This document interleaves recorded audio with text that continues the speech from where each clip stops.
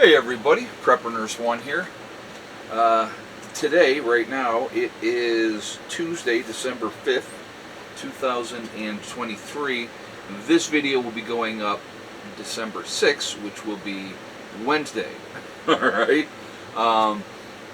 So when you see this video, which will be the 3 o'clock video for Wednesday, just a reminder to everybody, I will be live streaming tonight, which is going to be Wednesday night. At 8 o'clock, so I would encourage you all to join us then for that live stream. It should be a lot of fun. We usually have pretty nice discussions and stuff like that on the live stream. So what I wanted to talk to you guys about in this video, so a lot of questions about my solar setup and how well it works, how efficient it is, and all those type of things. And now compared to, okay, so what I have down here in West Virginia, I have a 48 volt system, which is the most efficient off-grid system that you can have as far as solar goes, okay? In New York, my solar system in New York is a 24 volt system. So I knew when I was getting ready to move down here, I had a lot of discussions with my awesome electrician, Brian. The guy knows his stuff, especially when it comes to solar. Really knowledgeable, great guy, and I have a tremendous amount of respect for him. But anyway, we had talked before I came down here, and almost a year before we set up the solar down here in West Virginia, I had purchased the solar panels, inverter charge controller, all those things that we needed. He told me what I needed to get. I got them. He had come down here with me that first year that I was down here. So I bought the property. I came up here with Dennis. We had marked the trees. We had cleared out the spot here where the camper is, and we brought that camper down here that November. And once we did that, I went back to New York and was up in New York until April of that next year. And then that's when we came down.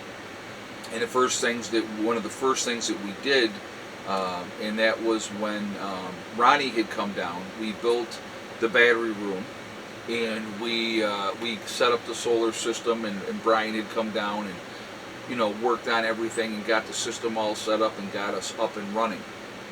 And then I had 2 batteries at that point, and then I ended up buying the bigger battery as well. And so it was a work in progress, but it was well worth it to me in my opinion.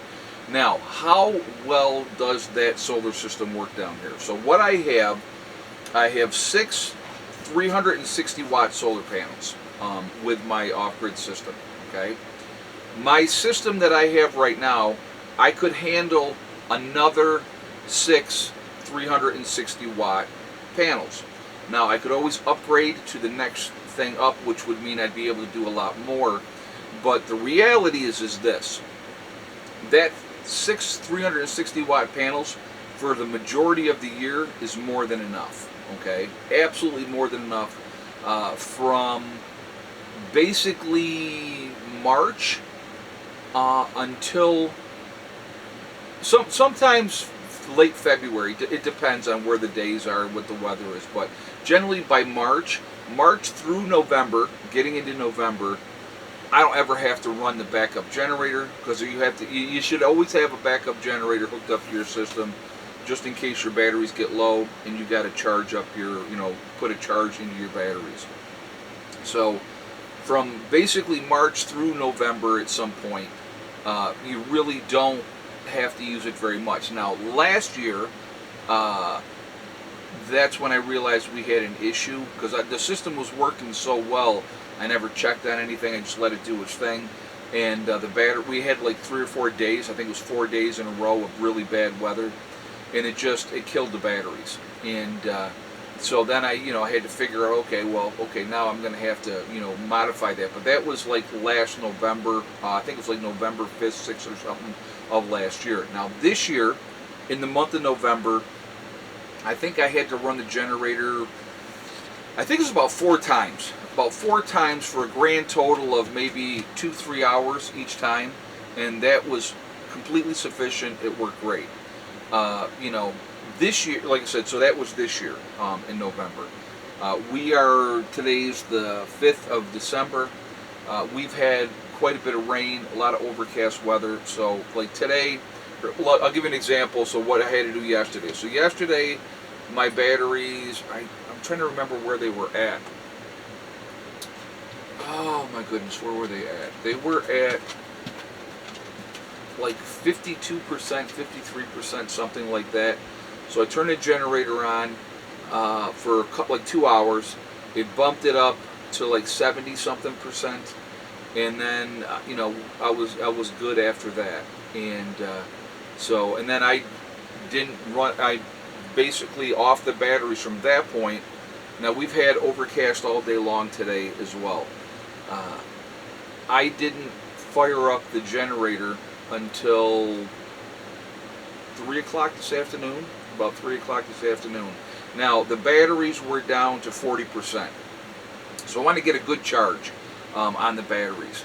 So what ended up happening was I actually ran it for 4 hours tonight. I ran the generator for 4 hours, so from 3 o'clock until 7 o'clock. Basically, you're picking up about 11% charge on your batteries for every hour.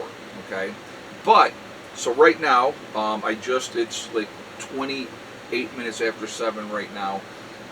Turn that off at 7. I will be good until, because I'm at 85% right now on my batteries. I should be good to go, and I don't know what the weather's going to do. We're calling for snow in the morning, and I don't know what we're going to have after that, but the battery should be good till like late afternoon.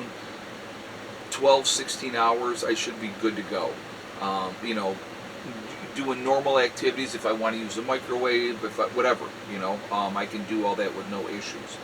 So the winter cycle, the days are shorter. Obviously, we're like 2 weeks away, basically, from the winter solstice, which is the shortest day of the year.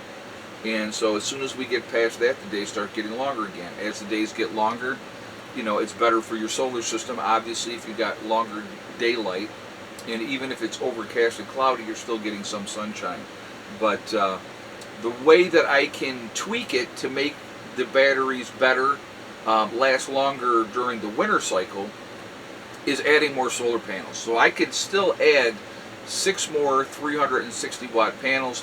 What that will do for me is, even on a cloudy day, it would generate enough power that I would not have to run the generator, hopefully at all, or very little at that point. So that's kind of what I'm looking at with that type of situation. So I'm hoping that next year would be the year that I want to add more panels. So I'll get another rack out here and add or 2 more racks, obviously, 3 panels per rack. Add 360 watt panels. The other thing with solar, I will tell you this: stay uniform with your panels. So because I have 360 watt panels, when I buy new panels, I will buy 360 watt panels again. I won't go and get 400 watt panels, because what will happen is they won't function at 400 watts. They will function at whatever the lowest one is, which would be 360. So it's a waste of money. So going ahead and getting more 360 watt panels is the way that I would do it. Just to let you know. And as we do that, and as we get to that point, I'll share that information with you. Really pleased with the system down here. I really don't have a lot of complaints. I'm not, having to use a generator constantly. We used it a lot more in New York. But in New York, it's a lot more cloudy, especially in the wintertime, and you're dealing with that. We get a sunny day here, and even if it's cold, I'm getting a good charge on the batteries. So hopefully that answers some questions about the solar system. Really pleased with the system down here overall. It's been fantastic, and really happy about that. So it's a work in progress. It's tweaking. Everything is tweaking, figuring out what works, what doesn't work. But I would highly encourage everyone, if you can afford to do it, even on a small scale, get some kind of system set up so you have some form of backup power. You don't have to go with an elaborate system. I'm trying to run a home, basically. This is my home. The camper is my home. So I'm running a home. I want everything everybody else has. The refrigerator is constantly on, obviously, and so those are things that I'm looking at. So trying to make sure everything is squared away that way is a big part of it. But yeah, so that's hopefully this helps and you guys enjoyed this video. I hope you did.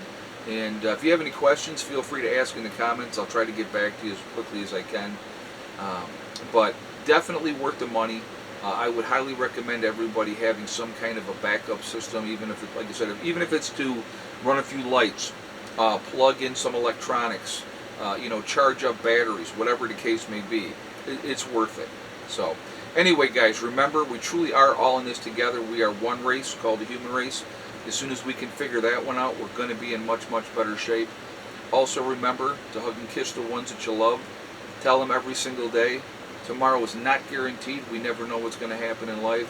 So it's really important that we tell the people that we care about every day how we feel.